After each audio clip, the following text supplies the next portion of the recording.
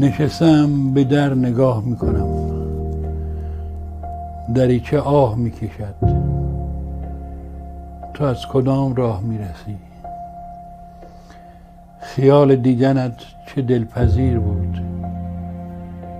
جوانیم در این امید پیر شد. نیامدی و دیر شد.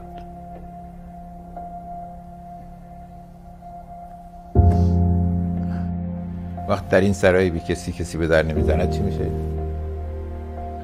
به در نمیزند.